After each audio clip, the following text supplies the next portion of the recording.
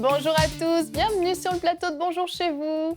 Aujourd'hui, notre thème du jour est « Quelle place a le royaume de Dieu dans tes finances ?» Bonne question, qu'en pensez-vous?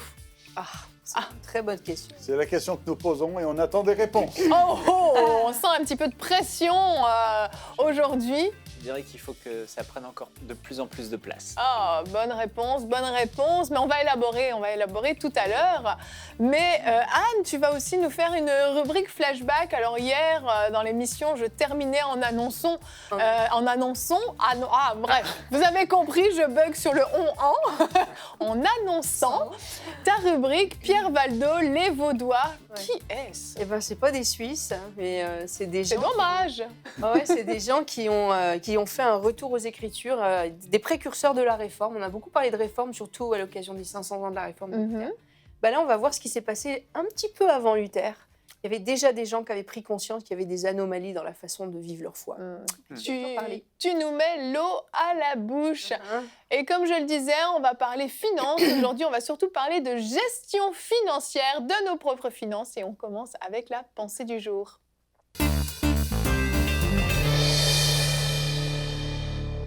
Michael, le titre de ta pensée, es-tu propriétaire ou gestionnaire? Oui, c'est le titre. Es-tu propriétaire de ton argent et de tes biens ou en es-tu le gestionnaire? Alors il faut savoir qu'aujourd'hui, les hommes se prétendent être pour la plupart propriétaires de leurs biens, de leur argent, de tout ce qu'ils possèdent.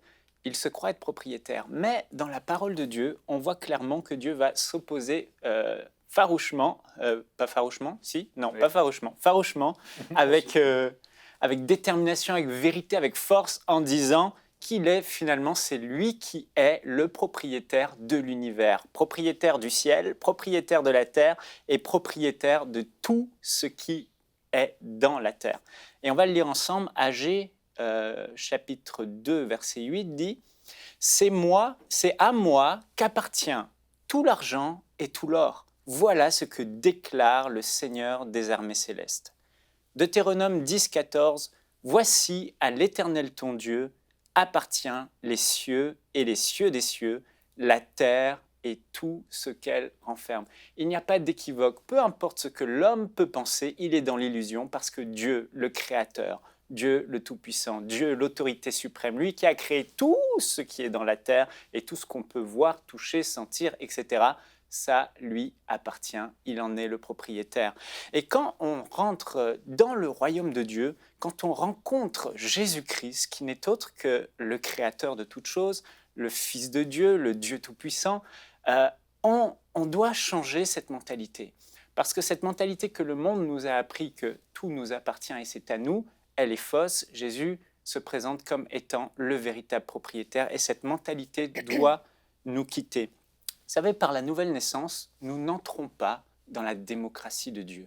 Lorsqu'on est de nouveau, on n'entre pas dans un système de démocratie divin. La Bible dit que quand on est de nouveau, on entre dans le royaume de Dieu. Donc on quitte un système de pensée de démocratie dans lequel on vit et on rentre dans un nouveau système de pensée qui est le royaume de Dieu. Là où il y a un royaume, tout tourne autour de son roi. Le roi, c'est Jésus-Christ. Et quand on rentre dans le royaume de Dieu, on change de système de pensée. Maintenant, on ne s'appartient plus à nous-mêmes, on appartient à un roi. Tout véritable royaume, le roi est propriétaire des sujets. Il a le droit de vie et de mort sur les sujets du royaume. Il est propriétaire de leurs biens, de leurs terres et de tout ce qui leur appartient. C'est ça un royaume. Mais nous avons un bon roi, un roi merveilleux qui nous aime. Mais c'est important de le comprendre. Et Paul le savait, il dit...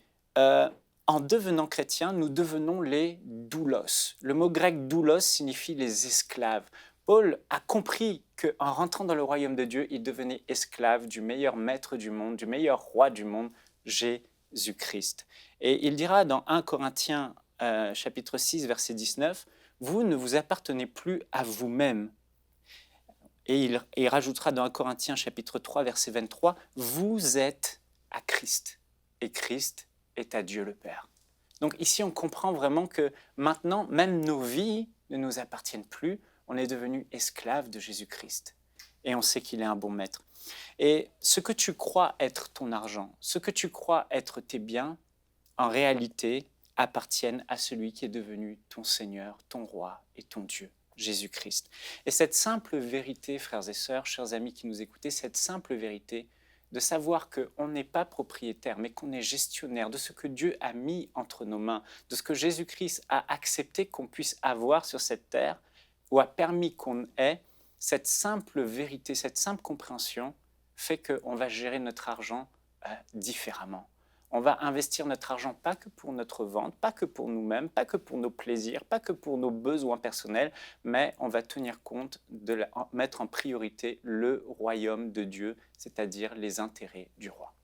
Amen, amen. Cette notion de propriété, hein, qui est le propriétaire, qui est le gestionnaire, influencera beaucoup notre façon de dépenser notre argent, de gérer nos finances.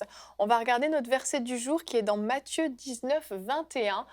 Jésus lui dit, si tu veux être parfait, va, vends ce que tu possèdes, donne-le aux pauvres et tu auras un trésor dans le ciel, puis viens et suis-moi. Est-ce que ça veut dire qu'on doit tous vendre tout ce qu'on possède pour pouvoir suivre Jésus? Oui. Si tu veux être parfait. En tout cas, tu dois être prêt à le faire, s'il te le demande. Ouais, c'est là la nuance. C'est ça. Et C'est là, un test, c'est vraiment un test de Mhm. motivation, parce que quand Jésus a dit ça au jeune homme riche, c'était un gros test, parce que d'ailleurs ça a marché, entre guillemets, son Oui. test, puisque le jeune homme riche a tourné les talons et il est tout parti. triste. Mhm. Donc, Parce qu'il y a un problème qui avait été identifié. Et puis que là, en fait, il y a un problème, il faut régler ça. Et après, tu peux me suivre. Mhm. C'est pas une c'est question pas une générale. ici. généralité, mais c'est parce que ce garçon-là avait un problème avec l'argent. C'est ça, parce que quand on regarde le modèle de l'Église primitive, on peut se dire, bon ok, mais alors en fait, c'est comme ça qu'on devrait fonctionner, on devrait vendre tous nos biens et tout donner à Dieu dans ces cas-là, ou est-ce qu'il y a une compréhension différente à avoir? Je crois que c'est un état d'esprit. Hein. L'apôtre Paul, il exprime très très bien quand il dit que ceux qui possèdent vivent comme s'ils ne possédaient rien. Et ceux qui ont des femmes comme s'ils n'en avaient pas, bon, ça ferait plaisir à certaines personnes, pas à moi. Donc c'est vraiment un état d'esprit, une mentalité, une façon de penser, une compréhension comme Michael le partageait. On doit adopter et comprendre et accepter et vivre après dans cette réalité du royaume qui fait qu'effectivement on ne doit plus vivre comme des propriétaires, mais même si on possède des choses, parce qu'il ne dit pas qu'on ne doit pas en posséder, il dit même que les riches, ils ont été rendus riches pour leur plus grand plaisir et pour qu'ils soient un sujet de bénédiction pour faire des œuvres bonnes. Mais c'est vraiment une pensée, une mentalité qui doit... Et c'est vrai que dans les églises, on parle peu d'argent, d'une manière générale, assez peu, à part le temps d'offrande, donner au Seigneur, votre dîme, etc. Et les offrandes, il y a un serviteur de Dieu qui passe, mais si on n'a pas de compréhension, de méditation, si on ne médite pas sur ces choses, c'est vrai qu'on est dans le royaume de Dieu, mais on vit comme n'importe qui. Donc on veut s'acheter quelque chose, on le fait. On a un appel qui nous est fait dans une association, une église ou autre, on réfléchit par nous-mêmes. En fait, on vit comme un propriétaire, alors que ce n'est pas du tout ça qu'a l'air de nous expliquer ou de nous enseigner la parole de Dieu.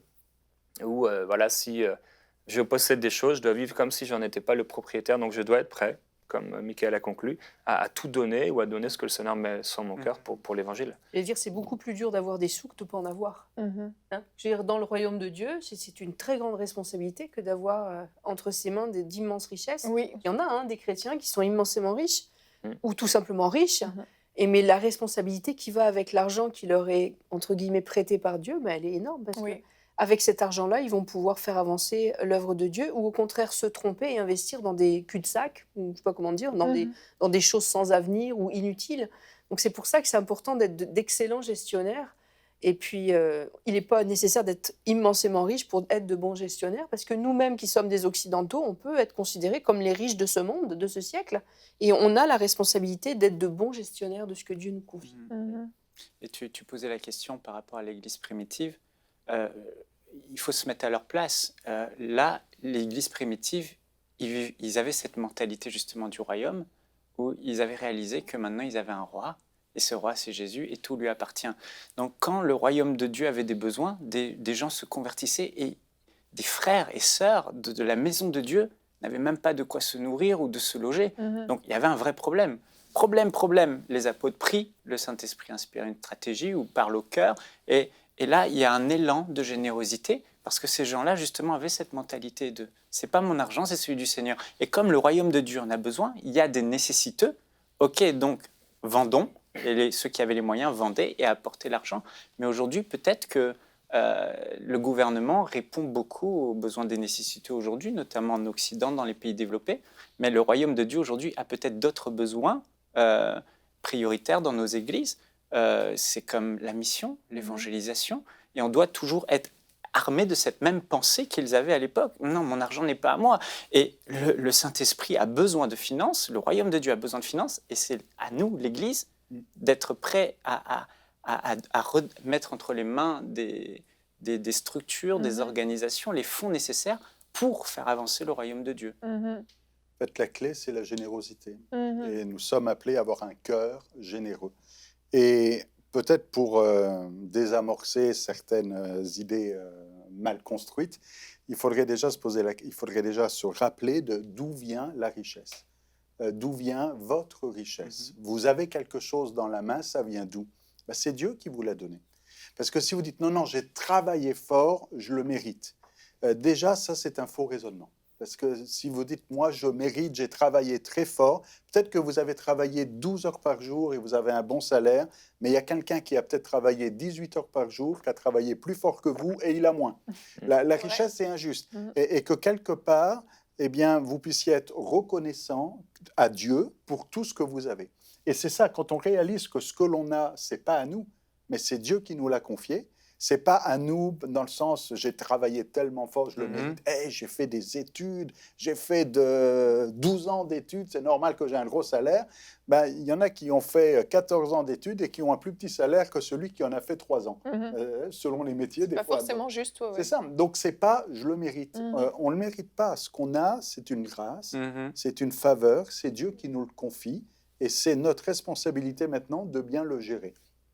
Il y a ceux qui pensent être des propriétaires, je mets ça entre guillemets, parce qu'il y en a qui disent « non, moi je ne suis pas locataire, je suis propriétaire ». En fait, c'est la banque qui est propriétaire. Oui, ça c'est vrai. Parce que bien souvent, ça appartient à la banque, parce qu'ils ont fait un emprunt et ils sont propriétaires de rien. Il y a peut-être le nom sur un papier. Bon, s'il avait payé cash, bon, là, il pourrait peut-être être propriétaire.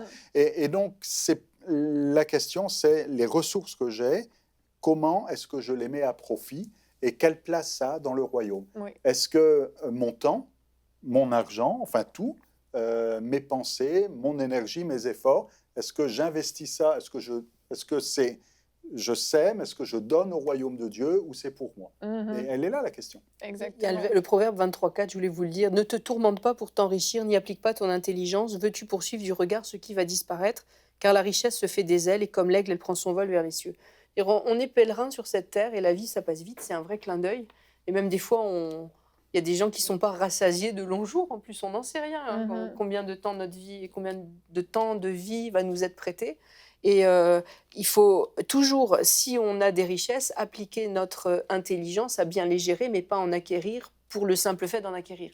Parce que ça, c'est clairement les œuvres de la chair. D'ailleurs, l'apôtre Paul, il en parle assez souvent de la cupidité dans les œuvres de la chair.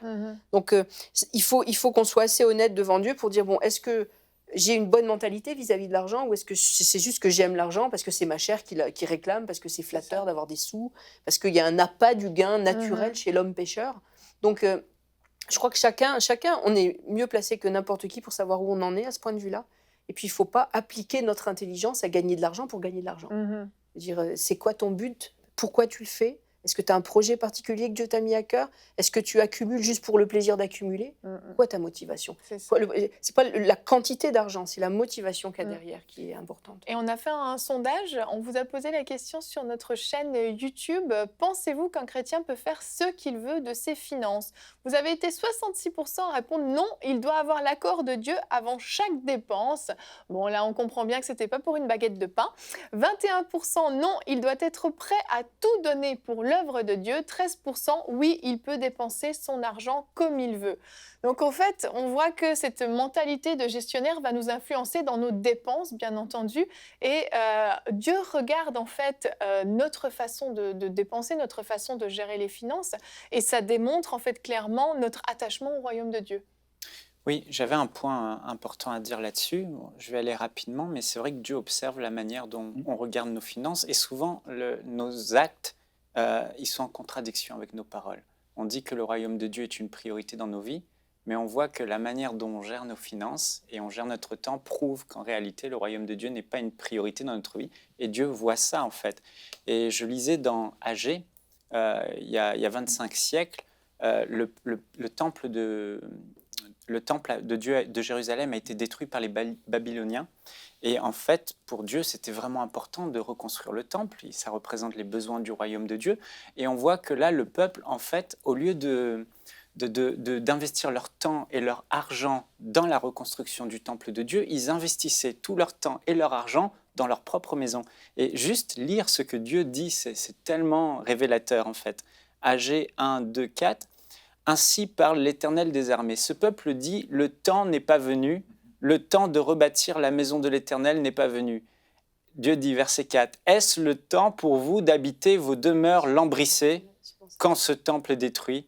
Il continue au verset 7, ainsi parle l'Éternel des armées, considérez attentivement vos voies, montez sur la montagne, apportez du bois, ici c'est l'image justement de l'argent, des biens, des ressources, et bâtissez le temple, j'en aurai de la joie et je serai glorifié, dit l'Éternel. Verset 9, 10, vous comptiez sur beaucoup et vous avez eu peu. Vous l'avez rentré chez vous, mais j'ai soufflé dessus. Pourquoi, déclare l'Éternel, le Maître de l'univers, à cause de mon temple qui est détruit, tandis que vous vous empressez chacun pour votre maison, voilà pourquoi le ciel a retenu sa rosée et la terre s'est produite. Ici, on voit ce qui est fort, c'est qu'on voit que Dieu s'attend à ce que ce qu'il nous donne, on ne l'investisse pas que pour nous, mais aussi pour les priorités du royaume de Dieu.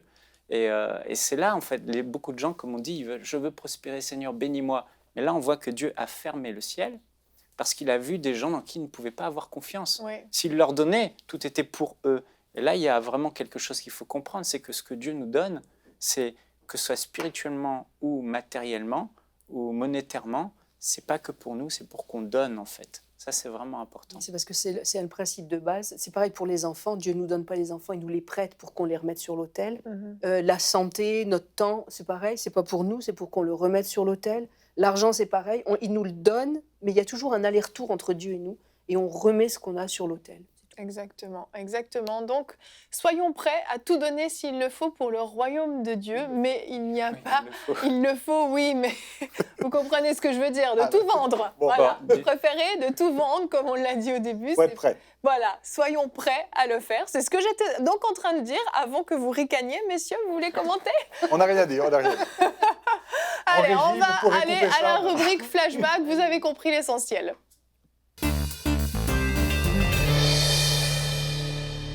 Anne, tu vas nous parler de Pierre Valdo qui justement, lui, a appliqué à la lettre le verset du jour d'aujourd'hui. Et ouais, je le disais en préambule, avant Luther, quand je vous ai parlé de Luther l'année dernière, au moment des 500 ans de la Réforme, je vous ai dit que ce n'était pas le premier à avoir soulevé des problèmes, en tout cas des anomalies dans la façon de pratiquer sa foi. Il y avait eu des gens comme Jan Hus ou d'autres qui avaient commencé à protester en disant « mais l'Église fait n'importe quoi ». Et ils avaient été systématiquement éliminés, faits taire. Bon. Et Luther, c'est le premier en fait qui a osé lever sa voix et qui a été assez solide par la grâce de Dieu pour qu'on ne puisse pas le faire taire. Et ça a donné toute la vague de réformes qu'il y a eu au XVIe siècle et toute la descendance protestante dont nous aussi on est issus. Et je vais vous parler aujourd'hui d'un de ces mouvements, en tout cas une de ces personnes qui a levé, qui a sonné la sonnette d'alarme bien avant l'époque de la Réforme. Et entre autres, Pierre Valdo, il a d'autres noms, il a pu aussi être appelé Valdès ou Vaodès, mais c'est le même mot. On va l'appeler Valdo pour plus de simplicité aujourd'hui. Et ce Pierre Valdo c'était un Français, un riche de Lyon, à la fin du XIIe siècle, donc dans les années 1170 par là. Et il était très riche et il avait tout un patrimoine immobilier. Il avait des champs de blé, il avait les moulins pour moudre le blé que ces champs qui poussaient dans ces champs. En tout cas, c'était un homme qui était un homme d'affaires. C'était un homme extrêmement riche et puissant, à tel point qu'il siégeait aussi au conseil de gestion de la ville de Lyon. Les villes étaient gérées par des conseils et il siégeait comme grand ponte dans ce conseil-là. Et au cours d'un banquet, un de ses amis qui était à ses côtés meurt subitement, tombe mort à ses côtés. Et ça l'a complètement bouleversé. J'imagine. Au moment où cet ami était en train de mourir, il y avait un troubadour qui animait la soirée. À l'époque, c'était pas des CD, hein, c'était des troubadours. Et il y avait un troubadour qui était en train de chanter la complainte de saint Alexis. Et dans la complainte de saint Alexis, dans les paroles, il y avait une interrogation sur l'état de mon âme. Est-ce que je suis sauvée? Où va mon âme après la mort? Et donc le troubadour chantait que saint Alexis, son âme reposait au paradis. Et Pierre Valdo a été vraiment bouleversé. Il s'est dit, moi aussi j'aimerais sûr d'être sauvé. C'est comme le dit la chanson, mais moi j'en suis où? Et il a commencé à vraiment faire des recherches devant Dieu. Où je vais? Est-ce que mon âme est sauvée? Alors il est allé voir un théologien.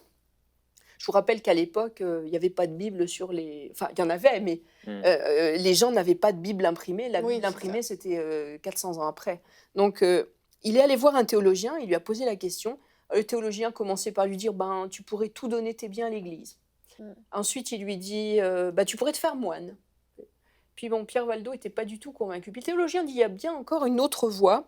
Et c'est dans Matthieu 19, et il a lu le verset qu'on a lu juste avant, donc où c'est ce jeune homme riche qui s'approche de Jésus, et Jésus lui répond, si tu veux être parfait, va, vends tout ce que tu possèdes, donne-le aux pauvres et tu auras un trésor dans le ciel, puis viens et suis-moi. Et ça le touche puissamment. Cette parole-là le touche et il se dit, tout le reste, ce n'était que parole d'homme, mais ça, c'est une parole de Dieu.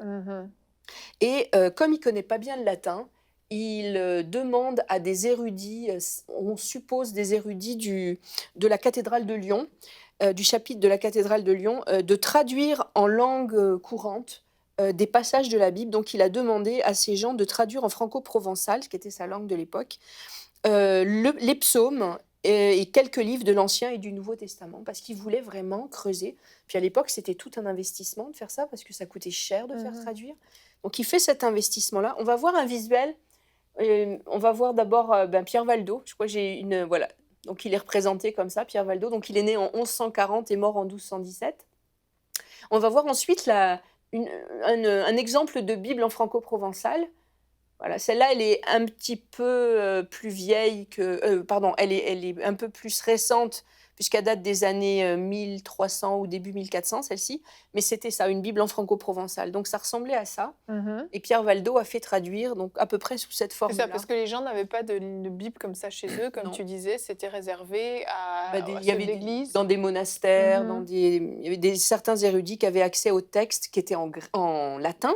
Donc, ils avaient accès à la Vulgate et aussi à la vieille latine, on appelait, qui étaient des versions en latin qui avaient été traduites pour celle en latin par Saint Jérôme, la Vulgate, on appelle la Vulgate de Saint Jérôme, qui datait des années 400. Donc, c'était tout ce qu'on avait. Alors, il commence à lire, il commence à s'instruire dans la parole de Dieu, il est touché et il va prêcher sur les places de marché, devant les cathédrales, partout où les gens étaient prêts à l'écouter. Et il convainc les gens de revenir aux Écritures, de revenir à la parole de Dieu et à ne pas croire tout ce que dit le clergé. Et il était tellement touché par ce verset qu'on a cité tout à l'heure qu'il est convaincu qu'il doit laisser sa fortune. Et comme il a une femme et des filles, il coupe sa fortune en 4.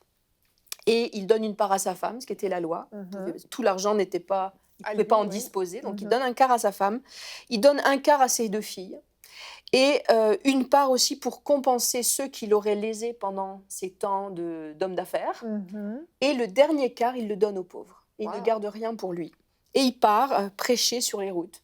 Et il se fait plein d'adeptes, des gens qui sont convaincus qu'effectivement, le clergé de l'époque fait n'importe quoi et qu'il faut revenir à la parole de Dieu. Il y a vraiment c'est le premier vrai retour à la tradition évangélique comme l'Église des premiers temps.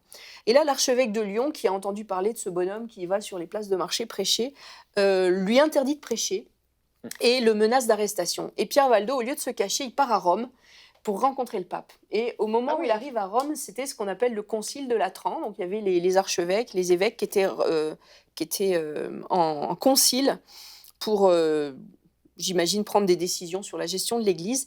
Et il rencontre le pape l'écoute et se dit que ce gars, il a quand même des choses intéressantes à dire. Et il lui dit, je veux bien que tu prêches, que vous prêchiez, mais à condition que votre archevêque local soit d'accord. Et on sait que l'archevêque de Lyon était très, très opposé à ce que faisait Valdo. Et Valdo lui répond, eh bien, écoutez, votre Excellence, il vaut mieux obéir à Dieu plutôt qu'aux hommes. Hein, donc c'est acte 29. Alors il continue à prêcher en désobéissance à son archevêque local. Et ce qu'on a appelé les Vaudois, c'est-à-dire Vaudois, ça vient du mot Valdo. Ceux qui suivaient Pierre Valdo, on les a appelés les Vaudois. On aurait pu les appeler les Valdois. On aurait pu les appeler les Valdois. En fait, c'est la même racine, étymologiquement, c'est la même racine que canton de Vaud, hein, ça vient de Val. Mais les Vaudois en tant que groupe religieux, ça venait de Pierre Valdo. Donc ils sont déclarés définitivement hérétiques par le 4e concile de Latran et ils sont expulsés. Donc, et même ils avaient été déclarés hérétiques déjà en 1184 par le clergé à Lyon. Alors, je vais vous faire un petit résumé de ce qu'il enseignait, Valdo. Oui. Vous allez vous reconnaître en fait dans ce qu'il enseigne, parce que même si ça date de la fin du XIIe siècle, on se reconnaît vraiment dans ce qu'il enseignait. C'est Maurice Peset en 1976 qui a fait un résumé de la morale vaudoise selon Valdo. Il dit « L'écriture est la seule règle de la foi et des cœurs ». On est d'accord avec ça. Tout homme, et lui il rajoute toute femme, initiés à la connaissance de la parole divine peuvent prêcher. C'est une chose excellente que le culte soit fait en langue populaire et que chacun ait sa Bible. La foi est un don de Dieu et elle comprend l'amour du Seigneur et l'obéissance à ses commandements. Jusque-là, on est d'accord. Le sacrifice de la messe du culte romain ne vaut rien. Les indulgences, vous savez que je vous en ai déjà parlé, des indulgences, on achetait son salut, on donnait des sous pour acheter son salut. Les indulgences ne valent rien et le purgatoire est une fable. Étonnant que l'Église catholique ne l'aimait pas.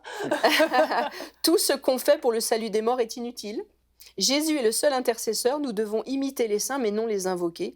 Et leur culte est une idolâtrie. Donc on voit vraiment que c'est un vrai précurseur de la Réforme parce que toutes les idées qu'a développées Luther, à part que les femmes aient le droit de prêcher, parce que Luther était contre, mais à part ce détail-là, tous ces points-là sont des points qui ont été le fondement de la Réforme de 300 ans plus tard, 350 ans plus tard.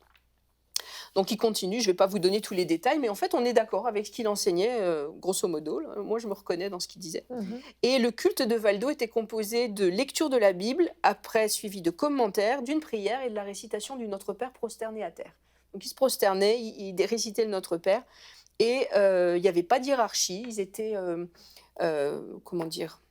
c'était des communautés indépendantes, et il y avait comme des missionnaires qui allaient de communauté en communauté, ils les appelaient les barbes. Alors ne riez pas, c'est pas parce qu'ils avaient une barbe, c'est parce qu'en vieux franco-provençal, barbe ça voulait dire un oncle. Ils appelaient ça les oncles, et les oncles étaient des hommes de Dieu qui allaient de communauté en communauté pour enseigner. Ce ne sont pas les précurseurs de Calvin. C'est pas les précurseurs de Calvin qui avaient une barbe.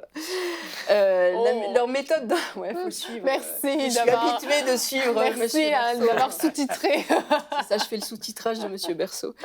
Leur méthode d'évangélisation était assez sympa, je voulais vous en parler. Donc, ils avaient une méthode pour aller évangéliser. Ils allaient dans les châteaux forts. Je parle des barbes. Hein. Ils allaient dans les châteaux forts avec des marchandises. Et ils présentaient des soieries aux femmes riches pendant que les maris étaient aux croisades. Et ils disaient « Mais j'ai encore un autre trésor beaucoup plus beau, mais il ne faut pas que vous me dénonciez au clergé. » Alors évidemment, elles étaient très intéressées, les dames, un trésor encore plus beau que ces magnifiques soieries. Et ils sortaient une Bible de leur sac. Donc une Bible en franco-provençal comme celle-là. Et il leur lisait des passages, surtout des passages de Jésus qui parlent des pharisiens. Et ils font tout de suite évidemment un rapprochement avec le clergé de l'époque. Et ils sont touchés, il y a beaucoup de gens touchés. Et surtout des gens qui vivaient dans les châteaux forts, des riches, des femmes riches. Et comme ça, ils arrivent à répandre leur doctrine. Alors on revient au moment où ils sont expulsés de Lyon. Je vous ai dit que quand Pierre Valdo a commencé à prêcher, ils se sont fait traiter d'hérétiques et expulsés. Alors on va voir la carte, ils sont partis se réfugier en grande majorité en Italie. Là, on va voir la carte.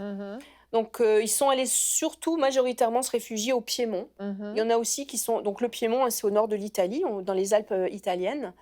Il y en a aussi qui sont partis en Calabre, donc aussi sur la péninsule italienne. Il y en a qui sont partis... donc là, on voit Pologne, Allemagne, nord de l'Europe, la région de Toulouse. Et un peu plus tard, donc tout à la fin du Moyen-Âge, il y a un groupe qui est revenu du Piémont et qui s'est réinstallé dans le Luberon, donc à côté d'Avignon, Cavaillon, Carpentras, toutes ces villes-là, dans le sud de la France. Et c'était là qu'il y avait le plus grand nombre de familles. Donc ils étaient nombreux quand même. Ils étaient très nombreux. Donc, une fois qu'ils ont été persécutés, donc aux alentours de l'an 1200, ils sont tous partis. Et je vous dis, vers 1490, donc presque 300 ans plus tard, ils sont revenus parce que le roi de France de l'époque, c'était Louis XII. Et Louis XII était un bon roi.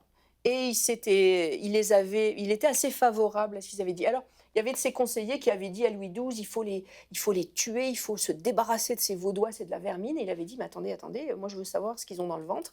Et en tant que roi, il était allé les rencontrer. Il avait passé toute une soirée à parler à des Vaudois pour voir ce qu'ils enseignaient, qui c'était. Et il avait répondu après à ses conseillers qui lui demandaient de les exterminer. Il avait répondu, mais que voulez-vous que je fasse? Ce sont de meilleurs chrétiens que nous. Oh. Et donc Louis XII leur était favorable. Et il les avait laissés se réimplanter dans une vingtaine de villages du Luberon. Et donc pendant plusieurs décennies, ils ont vécu là en paix. Jusqu'à temps que le roi change et ça a commencé à sentir le gaz pour eux. Et donc c'était, si vous vous souvenez bien, Luther avait lancé sa réforme au début des années 1530. Et ben dans ces mêmes années-là, dans la région d'Apt, il y a un dominicain qui s'appelait Jean de Roma, qui a eu l'autorisation de sa hiérarchie de persécuter les Vaudois. D'accord. Je sais que ça va être quelque chose de positif, l'autorisation. Parce qu'après Louis XII, il y a eu son fils, il y a eu François Ier. Et François Ier était pas très futé. Et il se faisait beaucoup influencer par ses conseillers. Et il ne cherchait pas à savoir.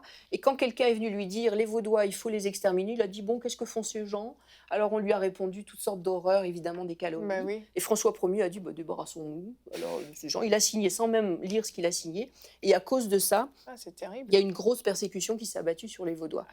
Et donc je vous ai parlé des débuts de la Réforme déjà. Quand j'avais fait la rubrique sur les femmes et le protestantisme, les femmes de la Réforme, je vous avais parlé de Guillaume Farel. Et Guillaume Farel est venu spécialement de Genève rencontrer les Vaudois dans le Luberon. Et il les a rencontrés à Champforan. Donc il y a eu un synode des pasteurs, comme on dirait une convention de pasteurs, un synode à Champforan en 1532. Et à ce moment-là, les Vaudois ont vu, il y avait une concordance évidente entre leur doctrine et la doctrine des réformés protestants, et ils se sont ralliés au protestantisme.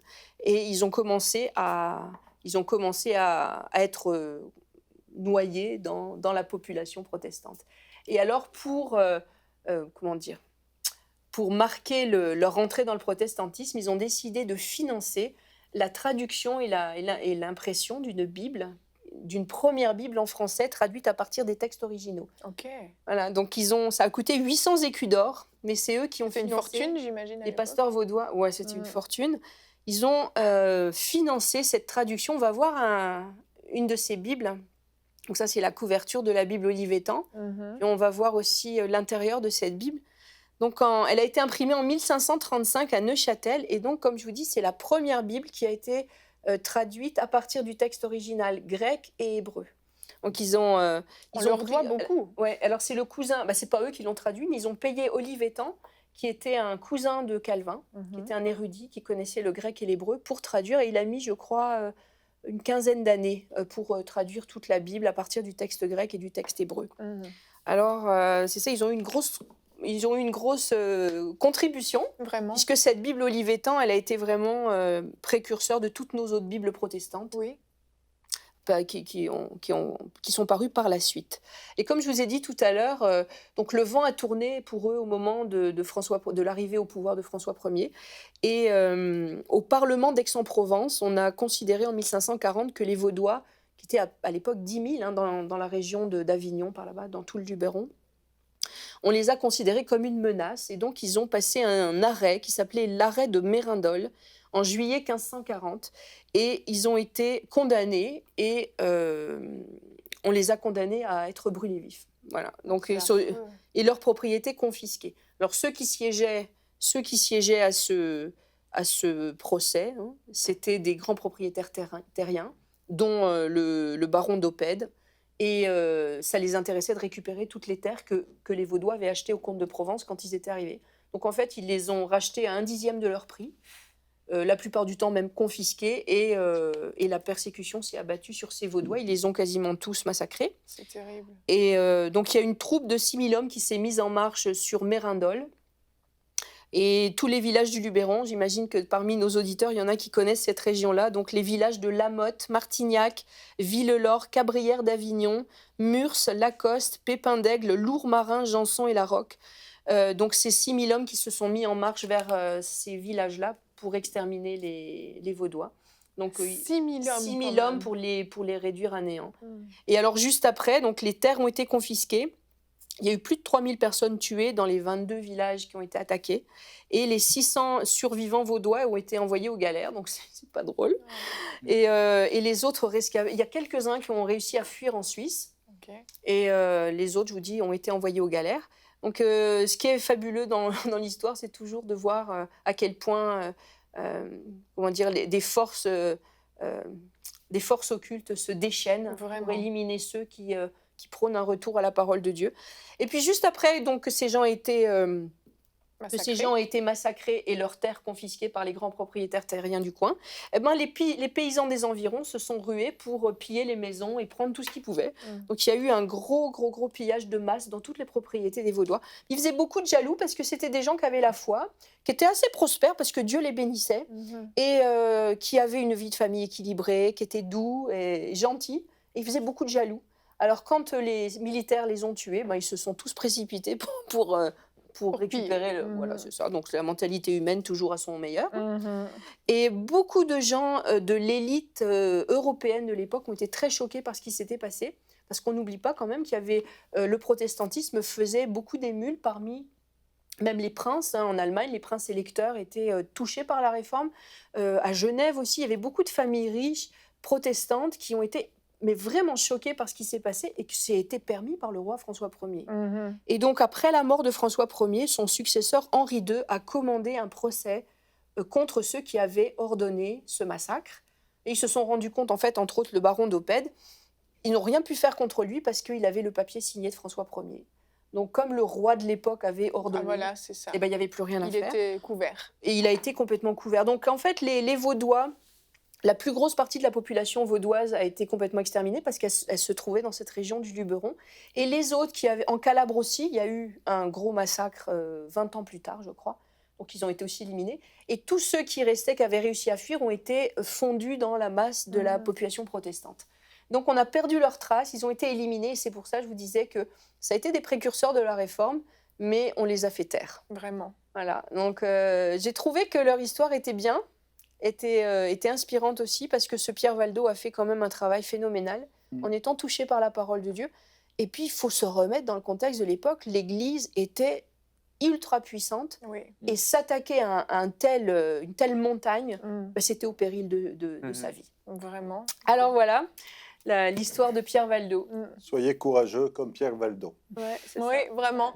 On leur doit beaucoup, en tout cas, apparemment, parce que quand même, nos Bibles sont issues même de leur sacrifice monétaire d'abord et du sacrifice de leur vie, finalement. Qu'est-ce qui nous reste d'eux ? En tout cas, c'est tout cet héritage biblique. Vraiment. Parce que même Louis II, après, a repris les mêmes bases que la Bible Olivetan pour traduire sa Bible, que beaucoup utilisent tous les jours. Donc on leur doit, ils nous ont laissé un bel héritage quand même. On sera au ciel, on croisera Pierre Valdo, on saura pourquoi le saluer. Oui, merci Anne de nous faire connaître ces histoires qui ne sont pas forcément vraiment médiatisées, connues. Merci parce qu'il y a des héros comme ça, des héros de la foi qui sont vraiment ignorés, et puis c'est important de pouvoir leur rendre un certain honneur pour ce qu'ils ont fait. Et je vous rappelle à vous qui nous écoutez le thème principal de cette émission qui était « Quelle est la place du royaume de Dieu dans tes finances ?» Je pense que dans cette première partie d'émission, vous avez reçu des réponses à vos questions et vous avez peut-être même pris conscience pour certains d'entre vous que vous n'étiez pas les propriétaires de vos biens, de vos finances, de ce que vous possédez, vous êtes des gestionnaires. Donc nous prions que vous puissiez gérer les finances du royaume comme Dieu le veut, de la bonne façon, avec sagesse et intelligence, pour que le royaume de Dieu aille de l'avant avant toute chose. Et nous allons nous retrouver demain. Notre thème sera « Ne te laisse pas séduire par les attraits de ce monde ». Et nous aurons la rubrique « Pasteur, j'ai une question » et « Culture et médias ». Merci à vous tous de nous avoir suivis. Merci à vous pour cette émission. On se retrouve demain. Bonjour chez vous.